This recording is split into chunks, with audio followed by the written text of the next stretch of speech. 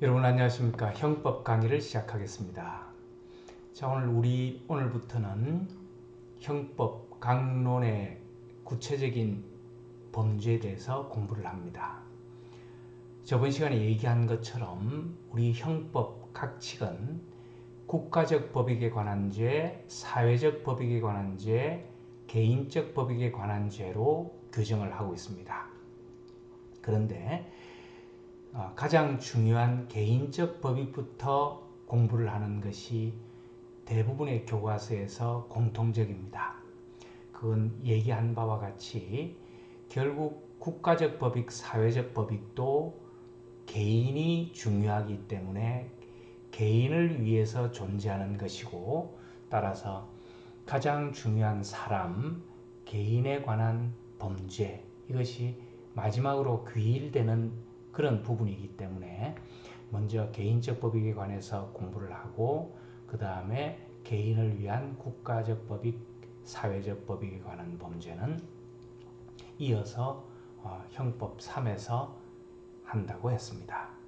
자, 오늘 우리 개인적 법익에 관한 죄 중에서 제일 먼저 나오는 생명과 신체에 관한 죄, 그 중에서도 생명에 관한 죄부터 공부를 합니다. 자, 여러분 잘 아시다시피 생명에 관한 죄는 살인죄가 가장 대표적인 거죠. 자, 살인죄도 여러 가지 형태의 범죄가 있습니다. 우리가 일반적으로 생각하는 한 사람이 한 사람을 살해하는 그런 범죄를 우리는 살인죄, 좀 더 부연해서 표현을 하면 보통 살인죄 이렇게 표현을 하고, 그 외에도 존속살해죄가 있고 영아살해죄가 있고 촉탁 승낙에 의한 살인죄가 있고 자살교사죄가 있고, 그 다음에 위계 위력 등에 의한 촉탁 승낙 살인죄 하는 다양한 형태의 범죄가 형법에 규정이 되어 있습니다. 자, 그래서 여러분들이 앞으로 형법 강론을 공부할 때 한 가지 방법을 먼저 알려드리고 내용으로 들어가겠습니다. 지금 얘기한 것처럼 우리는 대표적인 범죄 하나만을 생각하기 쉬운데, 막상 들어가서 형법 각 칙의 규정을 보면 상당히 좀 그 내용이 많습니다. 지금 살인의 죄도 그렇고, 나중에 뇌물죄 같은 경우도 단순 뇌물죄만 있는 게 아닙니다. 사전수뢰죄가 있고 뇌물 알선죄가 있고 등등 많은 종류의 범죄가 있거든요. 또 강간죄 같은 경우도 일반 강간죄만 있는 것이 아니고 미성년자 강간죄가 있고 뭐 피구금부녀 간음죄가 있고 이렇게 등등으로 한 범죄의 종류에도 다양한 구성 요건이 질비하고 있습니다. 따라서 그런 그 규정들을 여러분들이 체계적으로 공부하지 않으면 대단히 복잡하게 여기게 되고 공부할 때 혼란을 좀 가져올 수 있습니다. 따라서 이런 것들을 여러 가지 방법을 통해서 여러분들이 좀 정리를 해서 일목요연하게 머릿속에 쏙 넣을 필요가 있습니다. 자, 그래서 그 방법은 여러분들이 스스로 개발하면 제일 좋습니다. 나는 뭐 그림으로 표현을 하겠다든지, 나는 표로 표현을 하겠다든지, 나는 뭐 또는 뭐 여러 가지 방법을 통해서 여러분들이 개발을 해서 일목요연하게 그 내용을 숙지를 하면 되겠습니다. 자, 그래서 이런 말이 있습니다. 어떤 것을 알면 사람이 그것을 지배하고, 사람이 어떤 것을 모르면 그 모르는 것이 사람을 지배한다, 뭐 이런 말이 있습니다. 그래서 여러분들이 공부해 나가다가 어려움이 있으면 그걸 그냥 이렇게 묻고 가지 말고, 처음에 교과서를 읽을 때 좀 모르는 부분이 있으면은 그건 뭐 넘어갈 수 있는데, 결국 마지막에는 그 어려운 부분이 있으면 그걸 표로 만들든 그림으로 만들든 또 외우든 어쨌든 그걸 이렇게 극복해 나가는 그런 자세를 가지는 게 좋습니다. 자, 그래서 살인의 죄는 저도 여러분들한테 강의를 하기 위해서 얘기를 하다 보니까 복잡해서 표로 한번 만들어 봤습니다. 자, 여기 나와 있는 것처럼 규정이 있고 주체가 있고 대상이 있고 수단이 있고 행위 이렇게 가로로 이렇게 나왔고요. 규정은 이렇게 규정 순서대로 나와봤습니다. 그래서 250조 1항은 보통살인죄, 사람이 사람을 살해하는 것이고요.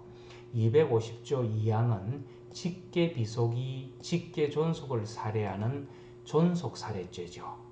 뭐 여기는 지금 이름을 안 적었습니다만 여러분들은 나중에 여기다가 존속살해죄 이렇게 적어 넣어도 되겠죠. 그죠? 그 다음에 251조는 영아살해죄입니다. 이번엔 직계존속이 영아, 분만 직전, 분만 직후의 영아를 그냥 살해하는 것이 아니고 치욕은폐, 양육불가, 기타 양육할 수 없는 그런 동기에 의해서 살해하는 경우 252조 1항은 촉탁 승낙을 받고 살해하는 경우 나를 죽여달라 또는 내가 너 죽이고 싶은데 동의하냐 이렇게 촉탁 승낙을 받고 살해하는 경우는 일반 살인죄보다는 조금 법정형이 낮습니다.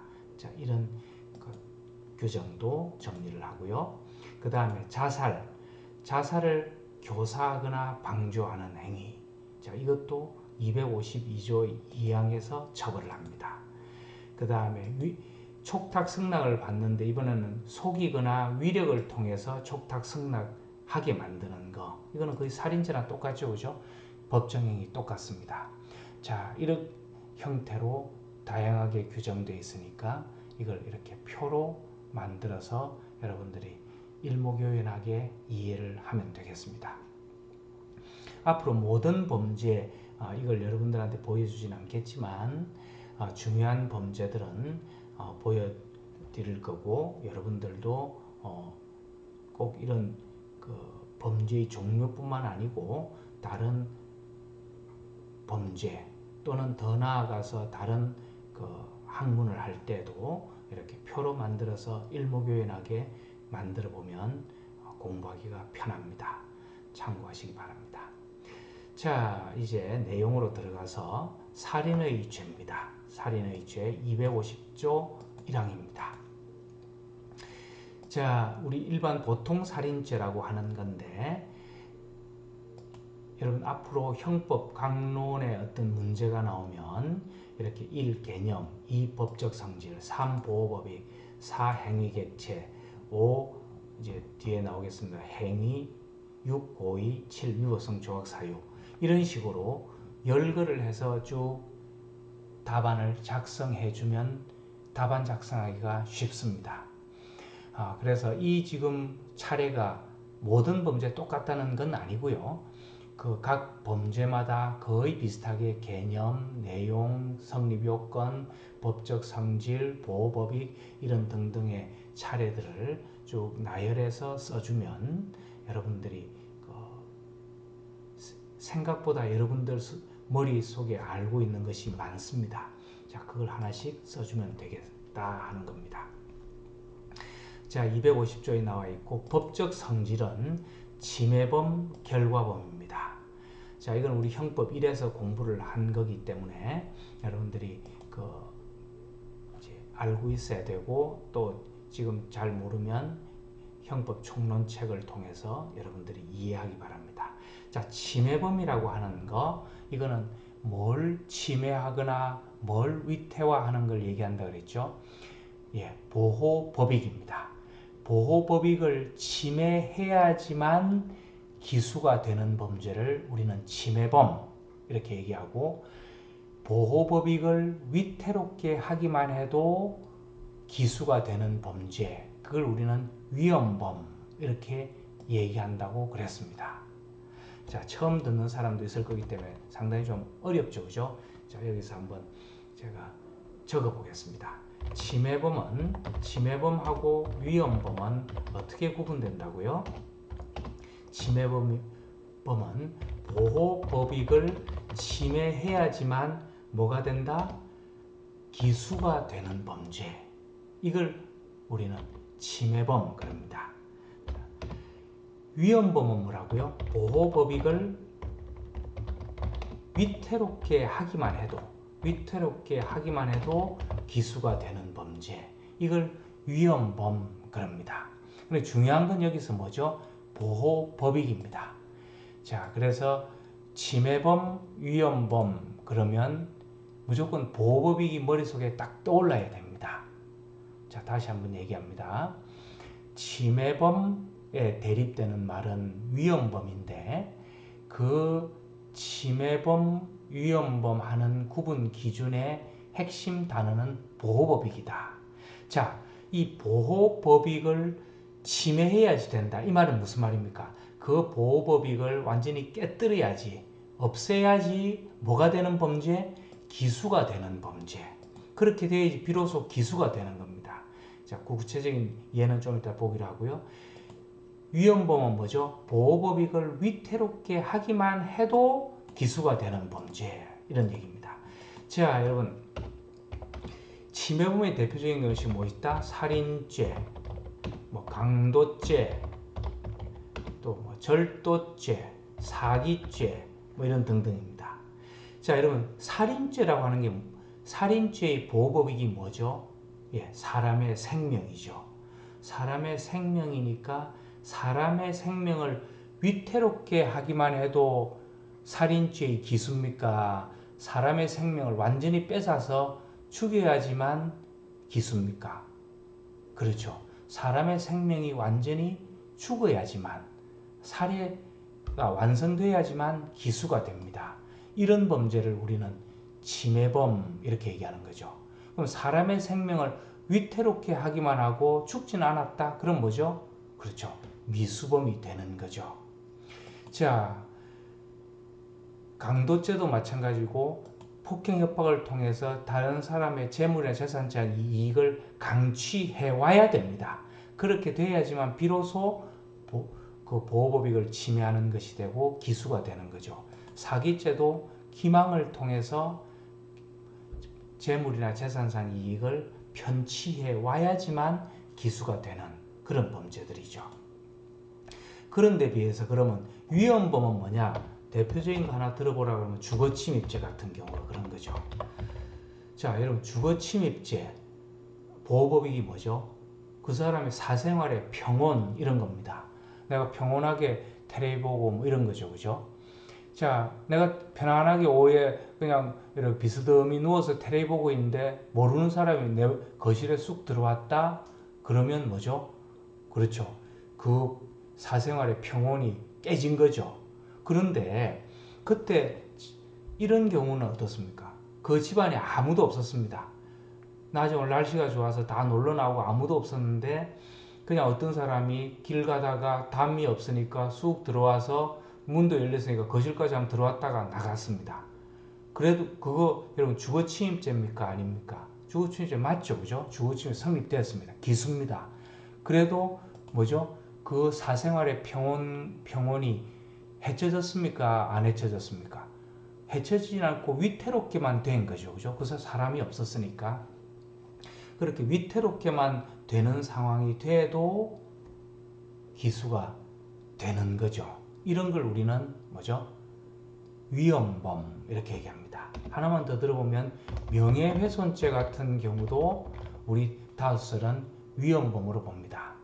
대자보 같은 경우를 걸어놓고 그 명예를 훼손하는 사실을 적시해놨는데 30분 해놨는데 그날따라 휴일이어서 아무도 안 봤습니다.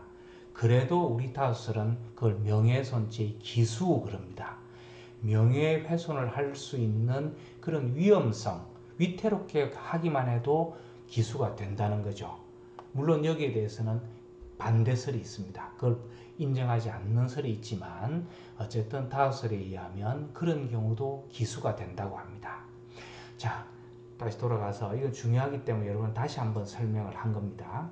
앞으로 이런 문제를 다 설명하고 갈 수는 없고요. 자, 여러분들이 총론에서 공부했던 것이 혹시 부족하면 이런 식으로 공부를 하라 이 얘기입니다. 자, 침해범은 그 보호법익을 침해해야지만 깨뜨려야지만 기수가 되는 범죄. 살인죄 같은 경우가 대표적이죠. 그 다음 위헌범은 그 보호법익을 위태롭게 하는 근처에만 가도 기수가 되는 범죄. 주거침입죄, 또 뭐 위정죄, 또 뭐 퇴거불응죄, 명예훼손죄 이런 것들이 그렇다 이 말입니다. 자, 또 살인죄는 결과범입니다. 그 죽음이라고 하는 결과가 나와야지만 이제 기수가 되는 거죠. 자, 결과범은 그 반대말이 뭐죠? 예, 형식범입니다. 그 행위만으로 범죄가 되는 거죠. 결과범은 뭐에 문제가 있죠? 인과관계에 문제가 있습니다. 행위와 결과 간에 인과관계가 있어야 되기 때문에 이 결과범과 형식범을 구분하는 실익이 있는 거죠. 자, 넘어갑니다. 보호법익은 사람의 생명이고요. 행위객체는 자연인이면 누구나 포함됩니다. 자신은 자살이기 때문에 포함되지 않고요. 자기 자살하다가 깨어났다 그래서 뭐 살인죄로 처벌하거나 이러지는 않습니다. 자, 그 외에 다른 사람이면 다 포함됩니다. 그 사람이 환자건 기형하건 불구자건 또 곧 사형이 집행될 사형수건 또 낙태로 인해서 엄마 뱃속에 있는 태아는 포함되지 않지만 일찍 태어나서 살아있는 영아도 포함이 됩니다. 자, 이런 사람들이 모두 포함이 된다 하는 건데, 자, 이렇게 사람이면 살인죄의 대상이 되는데 사람이 언제부터 사람이고 언제까지 사람인가 하는 그런 시기와 종기 이걸 구분해내야 되는 거죠. 시기, 사람이 언제부터 시작이냐 하는 거죠. 태아와 사람의 구분입니다. 자, 우리 엄마 뱃속에서 있을 때 이 태아에서 이제 태어나면 분만이 되면 사람이 되는데요. 그 과정에는 분만 진통을 겪는 분만 진통설 이때부터 벌써 사람이다 이렇게 보는 학설, 일부 노출설, 전부 노출설, 독립호흡설 이런 학설들이 있습니다. 자, 분만 진통설은 아기가 이제 나는 세상 밖으로 나가겠다 이렇게 표시를 하면서 분만의 진통을 겪는 거죠. 그렇게 되면 이미 이 사람은 사람으로서 독립된 그런 어떤 그 존재가 된다 이렇게 보는 겁니다. 이제 엄마 뱃속에서 일부 태어났을 때, 전부 태어났을 때, 그다음 태어나서 독립적으로 호흡을 했을 때 이렇게 나뉘는데 우리 민법은 전부 노출설이 5설입니다. 자, 그 이유는 뭐죠? 가장 명확하다는 거죠. 그 신체가 완전히 밖으로 드러나서 가장 명확하게 사람임을 알 수 있는 그런 상태이기 때문에 이것이 가장 명확하고 좋다 이렇게 보는데 형법은 분만 진통설이 5설입니다. 자, 형법에서 분만 진통설을 5설로 보는 이유는 2가지가 있습니다. 생명의 이른 보호, 빨리 생명을 보호해서 그 생명체를 살해하는 행위를 중하게 처벌해서 그 생명체를 보호하자 이런 입장이 있는 거고요. 또 하나 중요한 건 영아살해죄의 규정 내용이 분만 진통설에 의할 때 자연스럽게 해석이 될 수 있습니다. 영아살해죄는 뭐라고 규정을 하고 있냐 하면 분만 직전, 분만 직후에 영아를 살해한 자는 이렇게 되어 있거든요. 분만 직전이 뭡니까? 엄마 뱃속에서 태어나기 전 분만 진통을 겪을 때 그때를 얘기한다고 보는 거죠. 그래서 영아살해죄는 영아니까 사람입니다. 이건 낙태가 아니고요. 사람이죠. 사람인데 그 사람의 시기를 분만 직전 이렇게 봤기 때문에 그 분만 진통설을 사람의 시기로 보는 것이 합당한 그 규정 해석에 합당한 내용이다. 이렇게 보고 분만 진통설을 취하고 있습니다. 자, 종기, 사람은 그럼 언제까지 사람이냐? 이렇게 이 문제가 있는데 결국 뭐죠? 죽음으로 언제 가냐 하는데 이 죽음으로 언제 가냐 하는 것은 불가역적 죽음 이런 좀 앞에 수식어를 붙였습니다. 불가역적이다. 이걸 한자로 한번 볼까요? 불가역적 할 때 역은 뭐죠? 되돌아올 수 없는 것 이 말입니다. 여기서 보면 이 한자에 해당되는데요. 되돌아올 수 없는 죽음 이 말입니다. 그러니까 죽음처럼 갔다가 되돌아오는 경우들이 없잖아 있죠. 호흡이 끊어졌다가 또는 맥박이 멈췄다가 돌아오는 경우들이 요즘 있습니다. 심폐소생술 뭐 이런 거 있지 않습니까? 그죠? 자, 그런 것들을 통해서 잠시 죽음으로 가는 것은 여기서 말하는 죽음이 아닙니다. 여기는 불가역적 죽음이니까 다시는 돌아올 수 없는 그런 죽음의 상태로 가는 그 시점을 어디서 이렇게 볼 것이냐 하는 거죠. 자, 전통적 견해는 호흡 종지설, 맥박 종지설입니다. 그러니까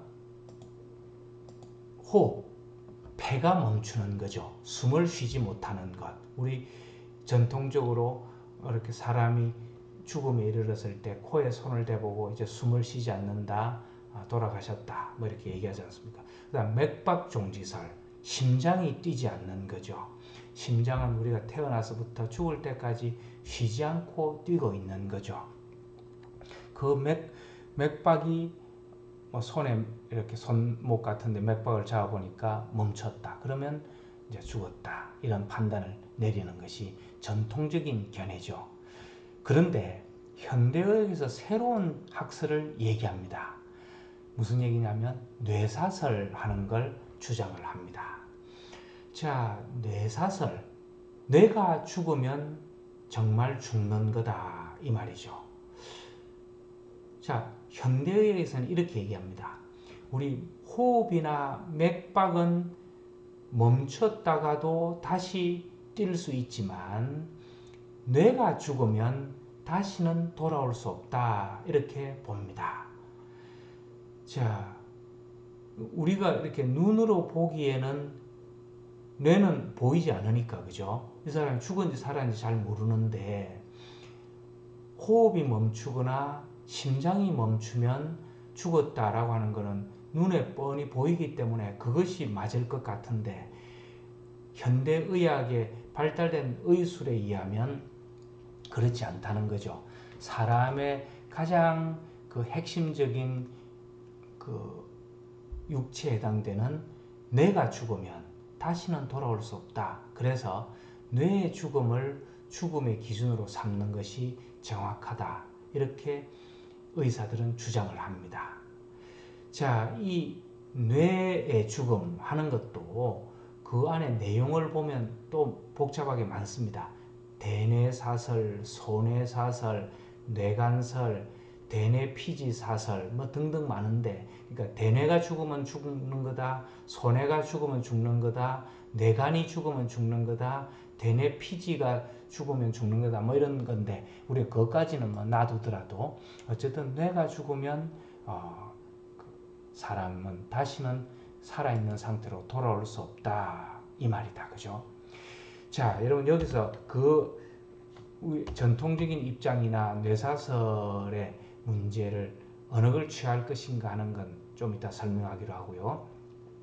하나 우리가 구분해야 될 거는 뇌사라고 하는 거하고 식물인간은 완전히 다른 겁니다. 여러분, 식물인간은 그냥 의식을 찾지 못하고 몇 년간 또는 몇십 년간 계속 사는 겁니다. 어떤 경우는 10년, 20년 가는 경우도 있습니다. 그럼 가족이 그 옆에서 그냥 숨은 쉬고 있는데 의식만 이렇게 차리지 못하는 거죠. 그러다가 몇 년 만에 깨어나는 경우도 있습니다. 근데 어쨌든 식물인간은 살아있는 거죠. 자, 그런데 비해서 뇌사는 그렇지 않습니다. 뇌사는 빠르면 몇 시간 안에 또는 아무리 길어도 열흘이나 2주일 안에는 그냥 죽는다고 합니다. 호흡이나 맥박이 정지되는 거죠. 그러니까 뇌사는 그렇게 오래 가지 않습니다. 뇌사의 대표적인 경우가 오토바이 같은 거 타다가 뇌를 탁 다쳐서 뇌진탕으로 죽는 경우가 뇌사가 일어나는 경우입니다. 자, 어쨌든 현대 의사들이 그런 과학적인 근거를 가지고 얘기하기 때문에 뇌사설이 점점 더 많은 학자들의 지지를 받고 있는데요. 이 뇌사설을 주장하는 이유가 있습니다. 현실적인 이유, 실질적인 이유, 그건 뭐죠? 장기 이식 때문에 그러는 거죠.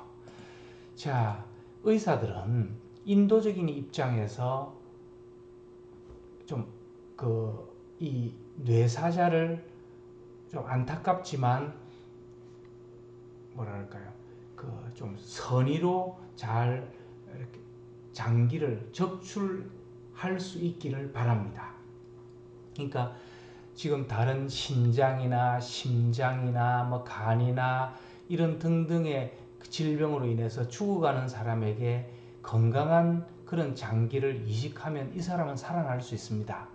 그런데 호흡이나 맥박이 종지된 사람은 피가 공급되지 않기 때문에 좀 건강하지 못한데, 뇌사에 빠진 사람들은 신진대사는 이루어지고 있기 때문에 아주 건강한 장기를 가지고 있습니다. 그래서 그 사람에게는 좀 인간적으로는 미안하긴 하지만 그 가족이나 이렇게 동의를 해주기만 하면 이미 사망 상태에 이른 사람이기 때문에 좀 우리가 보기에는 좀 흉하고 안타깝긴 하지만 그 장기를 적출해서 다른 사람의 생명을 살리고자 하는 그런 인도적인 마음에서 이런 뇌사를 인정하고 장기를 적출해 할 수 있으면 해주기를 바라는 거죠. 자, 그런 그런 어떤 인도적인 문제가 있다는 것도 여러분 알아두시고요. 그래서 우리 이런 장기 이식 등에 관한 법률은 기본적으로 뇌사를 인정을 합니다. 그래서 물론 함부로 장기를 적출하면 안 되죠. 근데 그 가족의 동의나 이런 요건들이 갖추어져 있고, 또 물론 그 의사들이 권위 있고 정확하게 뇌사에 빠졌다는 걸 다수의 의사가 인정을 하는 그런 어떤 엄격한 조건 하에서 장기를 적출할 수 있도록 규정을 해놓고 있다 하는 점도 여러분 알아두면 되겠습니다. 오늘 여기까지 하고요. 다음 시간에 이어서 하겠습니다.